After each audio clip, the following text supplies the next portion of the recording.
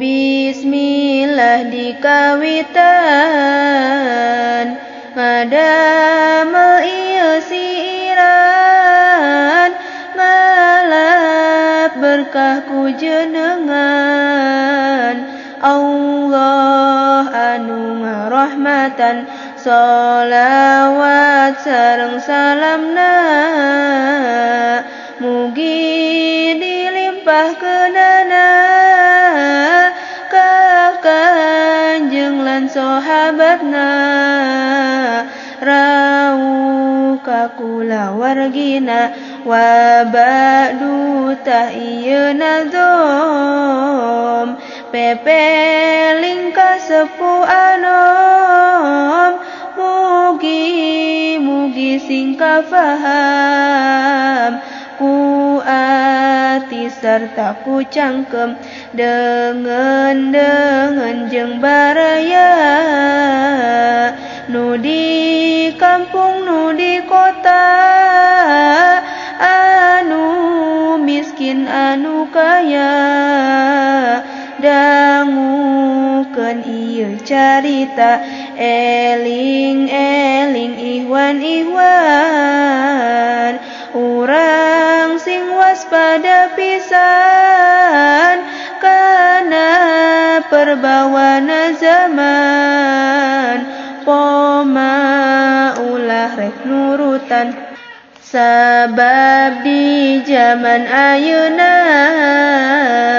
loba jalma nu sasarna hirupna sakama-kama nurutkeun hawa nafsuna ahlak nu banget gorengna dipake modal hirupna henteu dipikir akhirna asal ngeunah ayeunana dirina dipapaesan ku ahlak nu goreng pisan anu matak ngajadikeun nambahan kana siksaan harta banda kekayaan diajangkeun pidosaeun eta teh henteu nyalahan sanjata nu makan tuan mangga ayeuna tingali di kota di kampung sami jalmi teh mareuli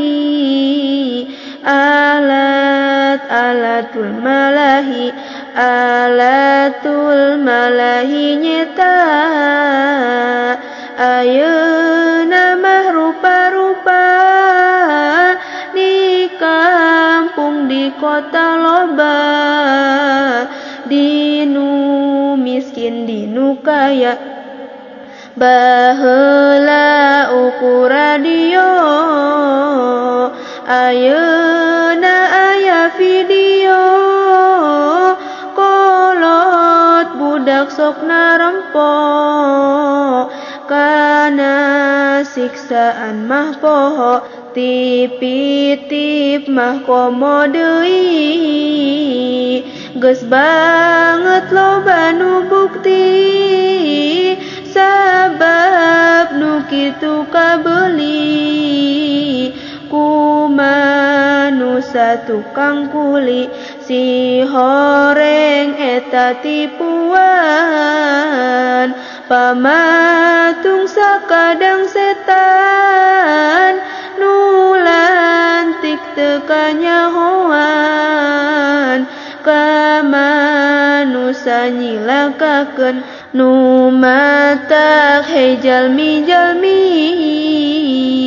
urang teh sing hati-hati setan tara katingali sok sok nyong cong ka jero ati hatete sok dilojokeun kana jalan pibahyaeun sareng sokna diwegahkeun kana jalan pibagjaeun para ibu para bapak ayeuna mah geuning nyata sato teh leuwih berharga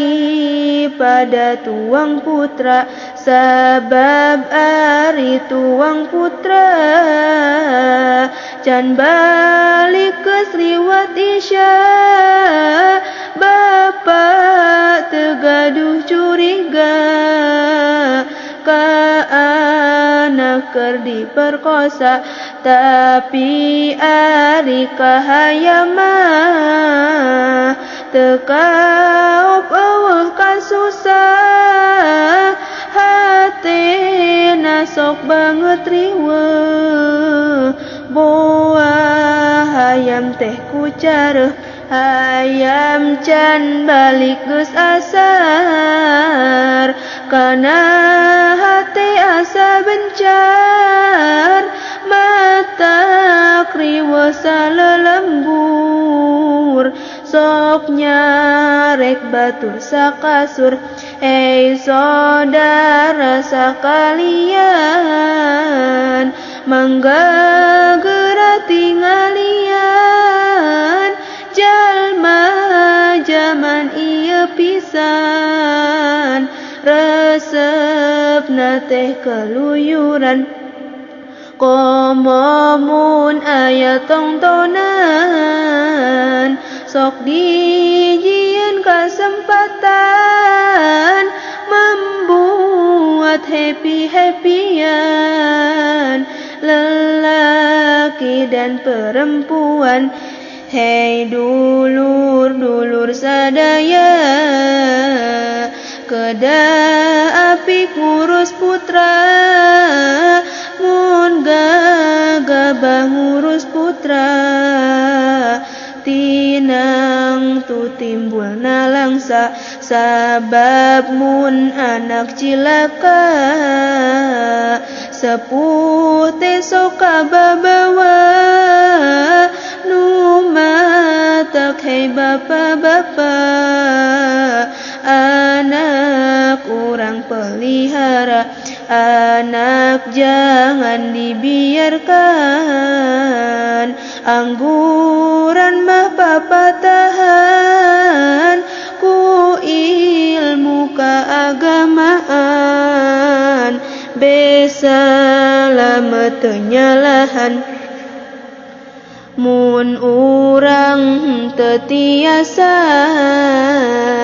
mamatahan tuang putra pasrahkeun bae ka ulama ahli sunnah nu utama dulur-dulur taringali ayeuna mah geuning bukti lalaki awewe sami oratna henteu baruni malahan ayeuna istri loba nu sok make jengki rarasaan mah aksi asa jadi bintang negeri padahal nu kitu istri anu dilanat ku Gusti anu dibendu ku Gusti kana ahlak acan ngarti aya istri nu nyalindur calanana semetuur dirina banget takabur rasa aing anu luhur Malah aya istri osok nganggo calana nu pondok nu kitu teh istri koclak rada peing kurang otak make rok teu aneh deui istri di zaman kiwari lamun keur nongeng bukti liang toke katingali padahal nu saleresna istri nu sehat akalna serba buni panganggona nurut hukum agamana wahai kaum istri singgadu ahlak pinuji nganggo anggoan sing buni poma ulah buni sapi malah cobi darangukeun pidau ulama pisan istri gelis teu nyalahan sanes gelis teu dangdanan gelisna ku pinu iman anu penting pisan emas intan jeung berlian henteu jadi mah paesan salawe teh 25 salikur mah 2 hiji awewe zaman ayeuna sok dicukur kos lalaki awewe di ieu zaman rambut panjang di tukungan rasa nama gelis pisan dasar nu kurang ingetan dicai loba kapiting katincak munding istri rambutna digaling kawas landak keur murinding anu masih panjang aya tapi dicindungna langka sakapeung diuntun nyata nyeples cara buntut kuda hei dulur sadaya urang sami nganggo kana ahlak mukminah solihah ulah pahili jeung subha jalmi gadu ahlak beres pijodoh jalmi cager leres moal nati gebros kana ti pusing waspaos jalmi boga ahlak goreng pada sieun ciga odeng ti gebrosna kana jurang isina tempat kalabang ieu pepeling tos tamat mudah-mudahan manfaat ka muslimin ka muslimat di dunia jeung di akhirat kengeng hasil tolab ilmu amal saifur rahimin anu pangdoifna jalmi nu seueur lampah teresmi duh Gusti nu maha suci nyuhunkeun abdi ka Gusti magfirah anu utami khusus pribadi sarengna deui teu lali kangge Ibu Rama abdi umum kangge jalmi-jalmi anu tobatna ka Gusti sarengna nyuhunkeun abdi ka Gusti nu Maha Suci dilindungi rahmat Gusti pi dunya wal akhirati. Allahumma salli wa sallim wa barik alaihi sallallahu alaihi anu ngocor ka alam kubur tilu dina hadis Rasul hiji sodaqoh jariyah bari ikhlas karena Allah dua ilmu anu manfaat bari di alam manfaat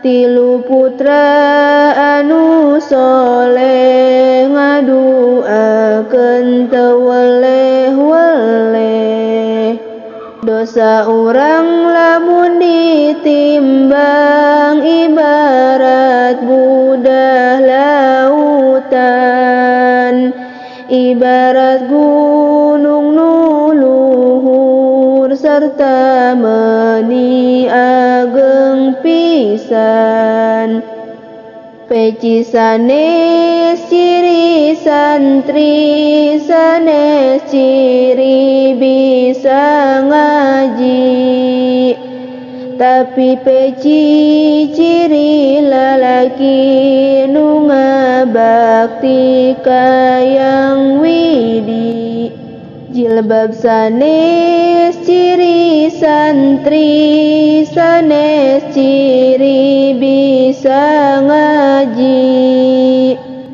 tapi jilbab ciri istri nu ngabakti ka Yang Widi saenyana eta malaikat meberkeun dua jangjangna ka jalma nu angkat ngaos sarta meuni ageng pisan ari jalma anu angkat ngaos pibekeleun keur jumeneng maka eta dilebetkeun ka surgana anu langgeng.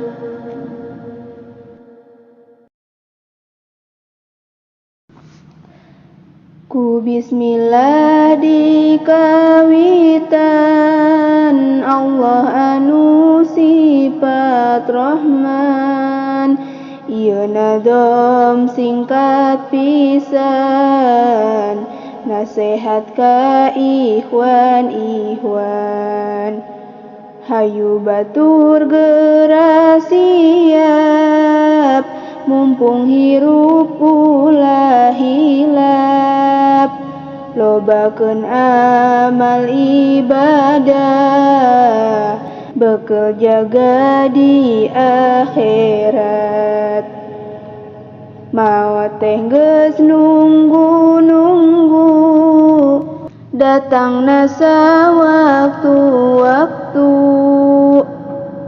bari henteu ngetuk pintu ngadadak teu mere waktu di mana ajal geus datang moal bisa diperpanjang sanajan sadetik pisan henteu bisa ditambahan henteu raja henteu rakyat henteu rendah henteu pangkat kabeh oge pasti maut, sanajan nabi ge wafat. Ari nyawa sareng badan tiba heula babarengan, datang waktu perpisahan teu bisa dihalangan. Di waktu sakarat datang, hate pinuh ku karingrang, nafas maju kana beheung, hate pinuh ku kakeung. Di waktu urang sakarat, ditunggu ku malaikat, nyawa maju mapai urat, are ka mananya lumpat.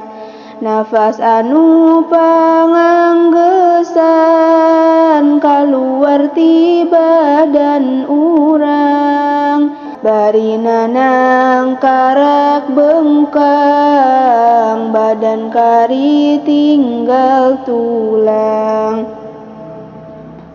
Datang ajal kudu pindah ke alam barzah teh hijrah, waktuna ninggalkeun dunya menuju ka alam baka.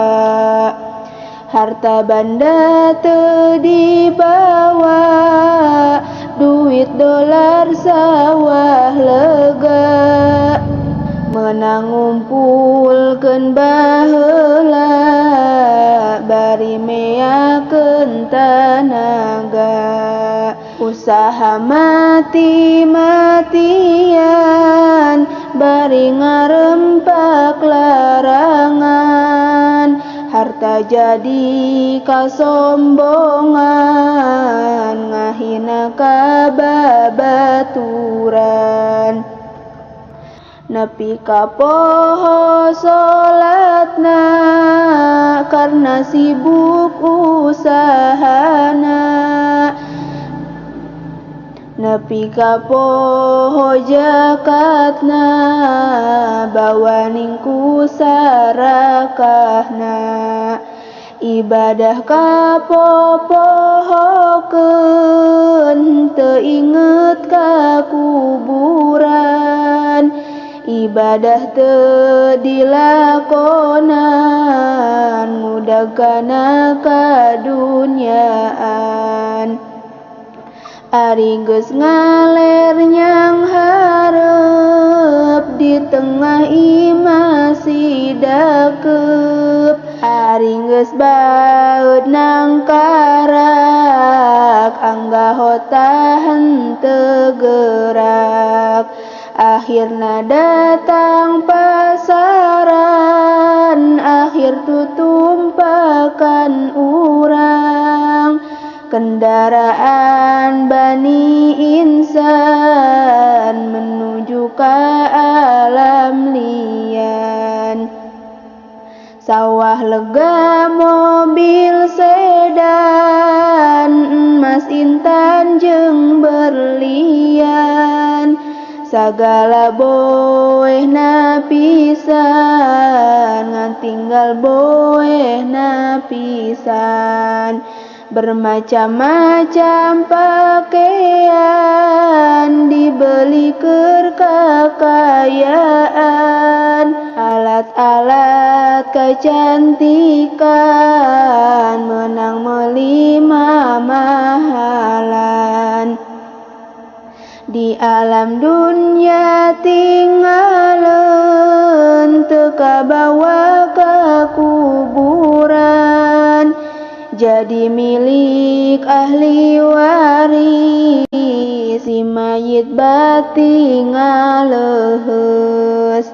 Bati gede hanjakalna, di dunya kedul amalna, hirup di alam dunyana dan ngagaya gawena. Hadis Nabi tos nerangkeun di dunya pangumbaraan, naha atuh kangeunahan teu taat ka Pangeran. Di mana ajal geus datang, kacidahan jakal pisan, hate pinuh ku kakeung dibarengan ku kasieun.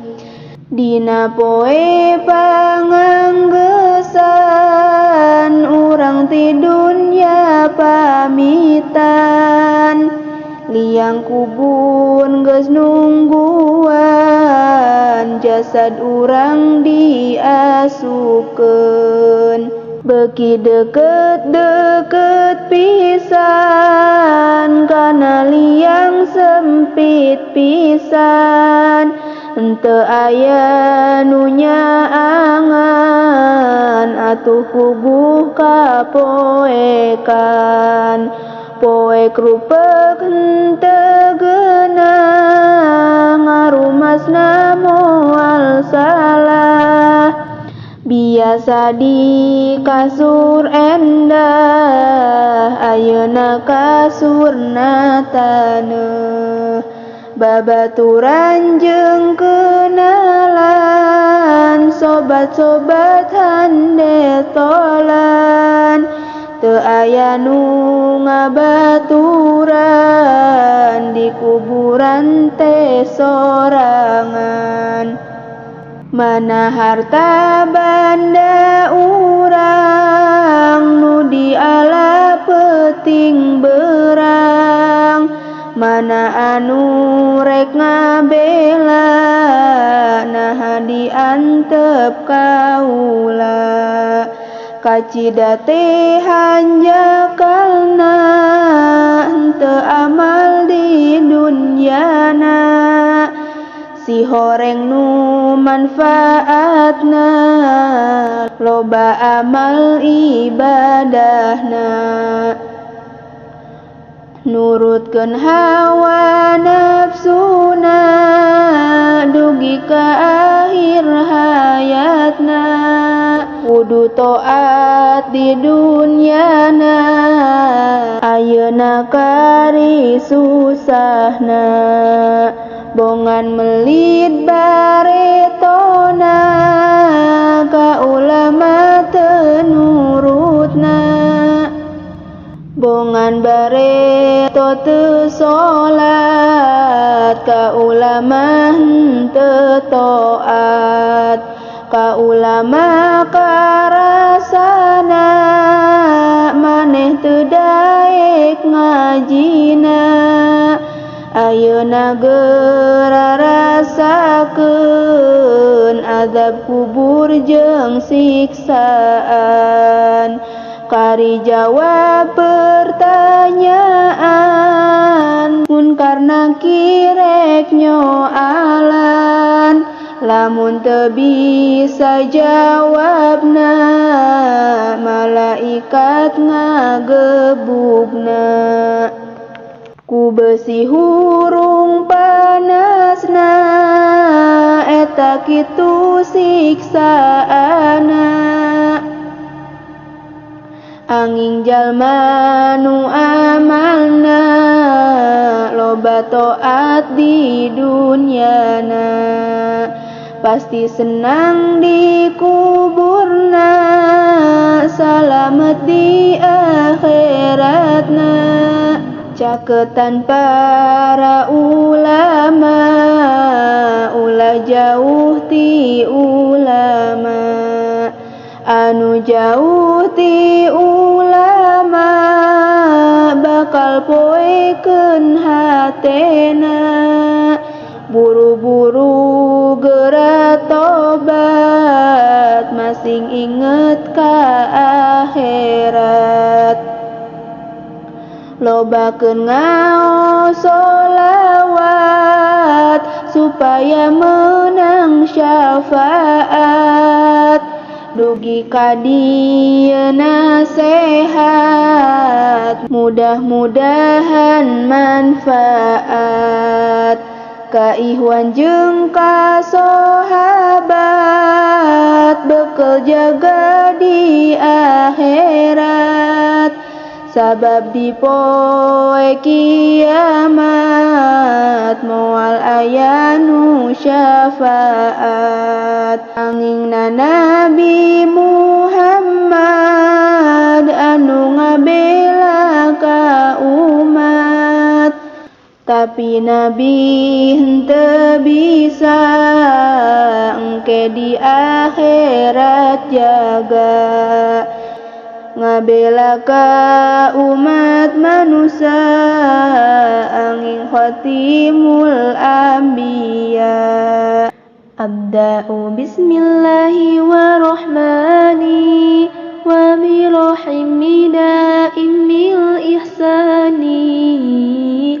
Falhamdulillahil qadimil awali al-akhiril baqi. Nabi atos nyarioskeun, dina hadis dijelaskeun.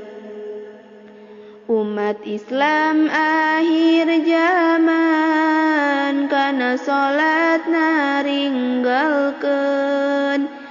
Tinggal salat 5 waktu, poho ka Allah nu satu. Lamun jalma masih salat, aya hareupan salamet. Tapi lamun geus teu salat, baladna si iblis laknat. Bakal poho kana tobat, paehna moal salamet. Hirupna moal manfaat, usahana ge darurat. Bakal cilaka mautna, seuneu neraka tempatna. Jalma anu tara salat, rugina dunya akhirat. Dina hadis diterangkeun, ku Rasulna dijelaskeun. Nusok taledor salatna, 15 siksaana. Genep siksaan dunyana, 3 di waktu mautna. 3 di jero kuburna, mangka urang sing paurna. 3 deui nu beratna, dina poe kiamatna. Siksa anu di dunyana, diangkat berkah umurna. Kadua kucel beungeutna, teu aya sinar wajahna.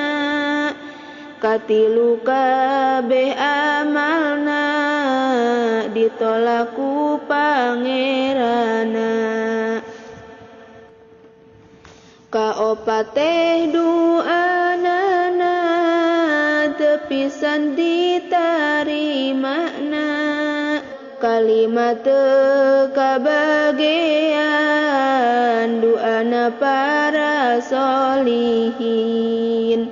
Kagenep nu rugi pisan, mautna teh tanpa iman.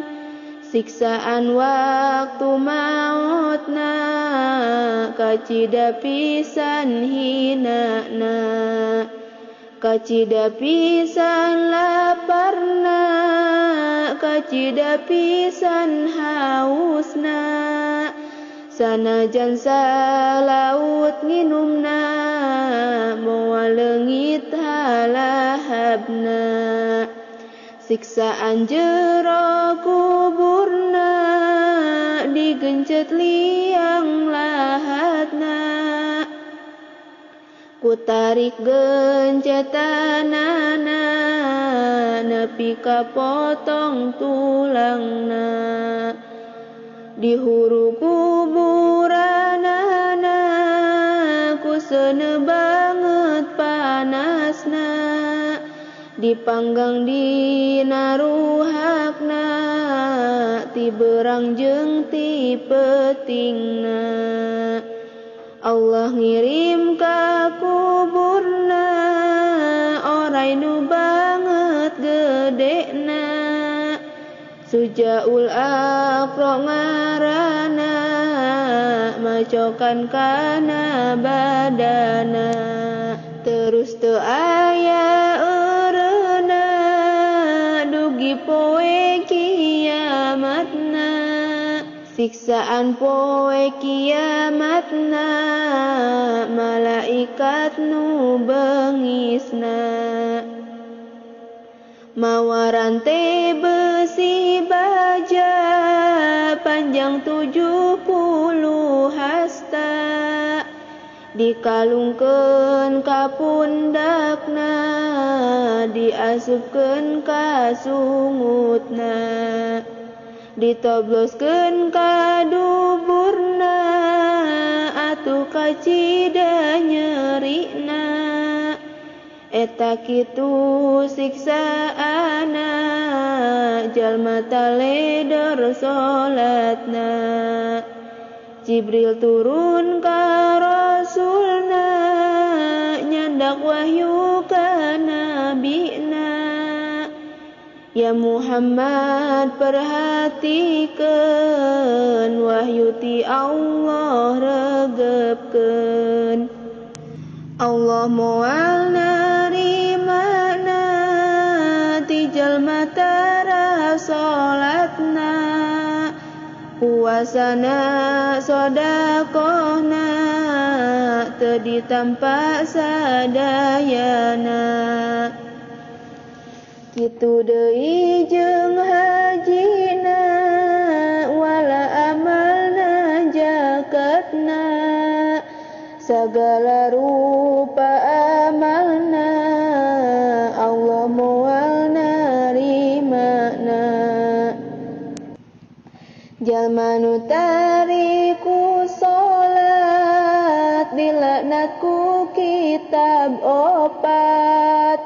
Taurat Injil ngalaknatan kitu deui Jabur Quran. Unggal poe jeung peutingna Allah nurunkeun laknatna. Rebu laknat diturunkeun kanu salat sok ninggalna. Malaikat ngalaknatan ti langit 7 lapisna. Muhammad ulah nyaahna ka jalma tara salatna. Entongna di syafaatan teu asup ka umat anjeun.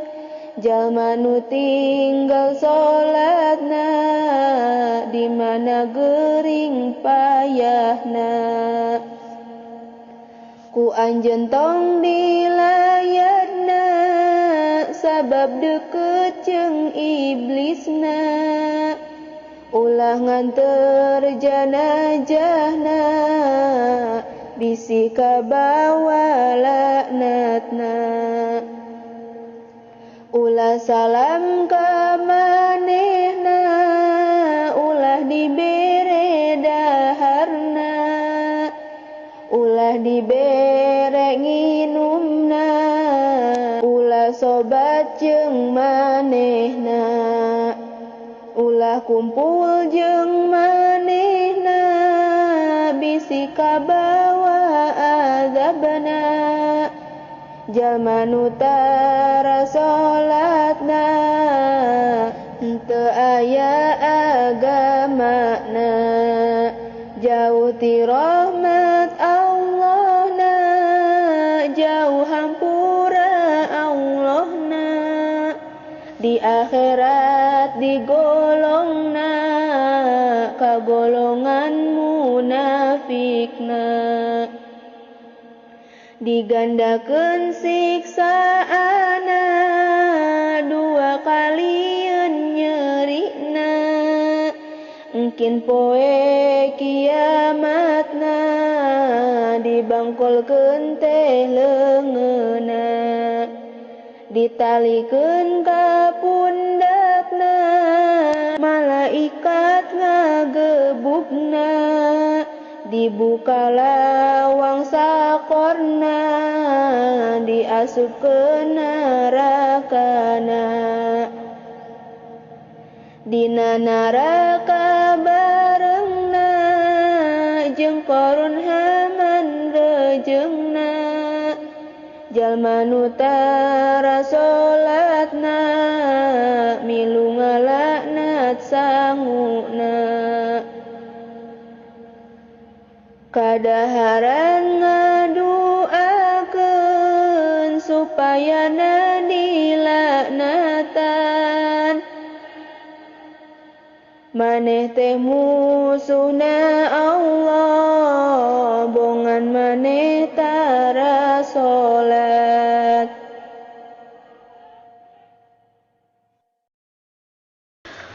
Allahumma salli wa sallim wa barik alaihi sallallahu alaihi. Bismillah abdi ngawitan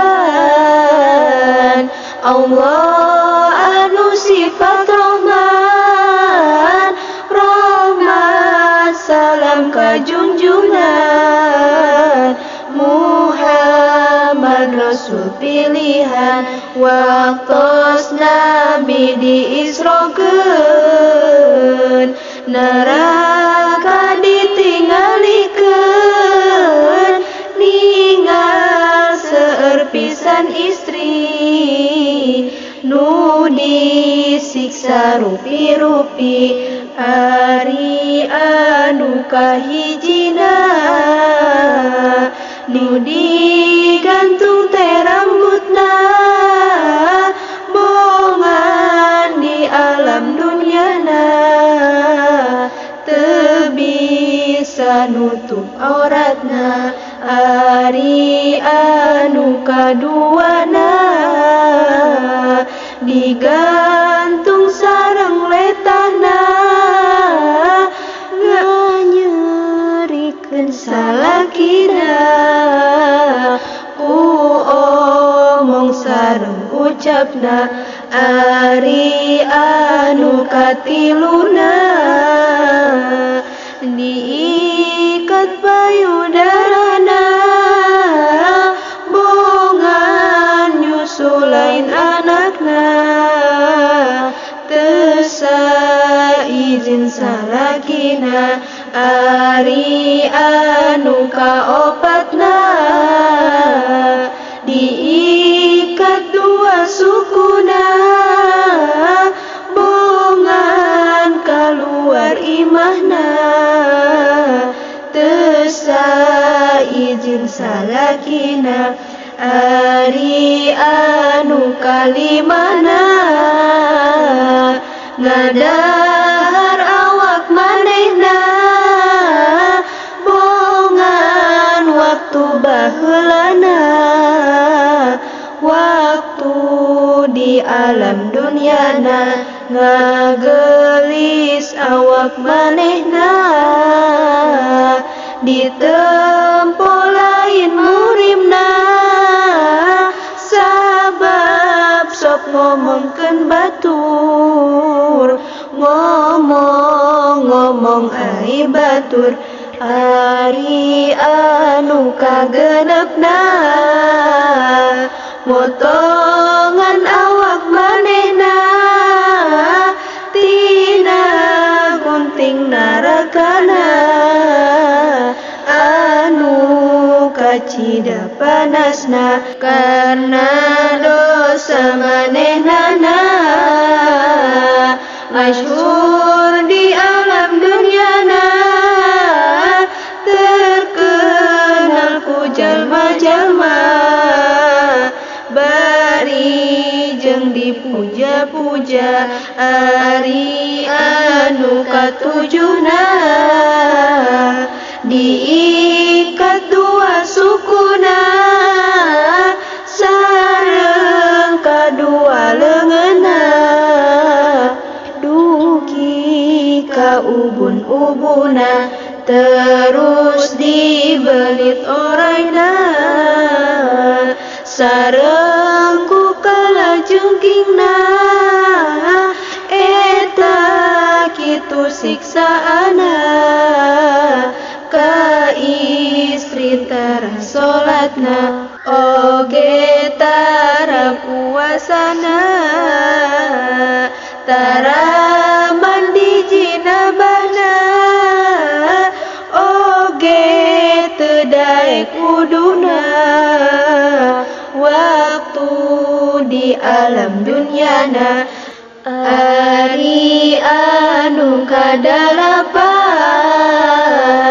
beungeutna teh siga celeng awakna siga keledai eta kitu siksaana